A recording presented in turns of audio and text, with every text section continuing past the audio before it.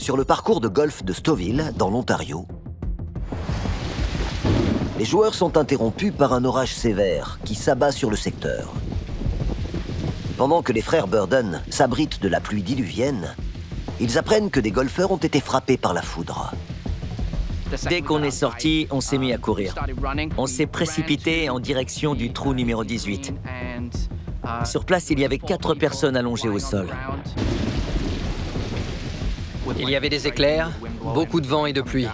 On ne savait pas si le prochain éclair allait s'abattre sur l'arbre le plus proche ou sur nos têtes. On n'a aucun contrôle sur Mère Nature. On prévient toujours les gens de ne pas s'abriter sous les arbres ou à proximité d'objets métalliques.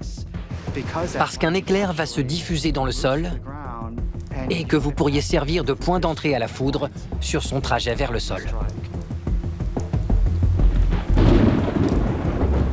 Le simple fait de vous trouver dehors, même si vous n'avez rien en main, vous fait courir un risque. S'il y a un orage à proximité ou au-dessus de vous, vous pouvez être frappé par la foudre.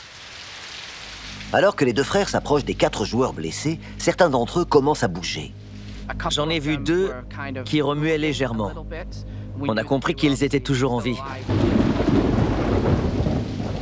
Quand on s'est approché du corps le plus proche, on a constaté qu'il respirait et qu'il bougeait un peu. Quelqu'un nous a dit qu'il y avait un autre corps au sol qui ne respirait pas. Son polo était brûlé et déchiré. Il avait des trous dans son pantalon. Sa casquette avait brûlé. Elle était tombée à côté de lui. Le dessus de sa casquette avait complètement fondu. Sa peau aussi avait fondu. Et il avait du sang autour du nez et de la bouche. J'ai vu des marques noires et des brûlures sur ses mains. Pour moi, il était clair que l'éclair avait frappé son club de golf et avait pénétré son corps par la main. J'ai aussi vu des brûlures et des trous sur la jambe de son pantalon, là où l'éclair a dû sortir de son corps vers le sol. On a pris son pouls et on a dû se rendre à l'évidence, il était mort.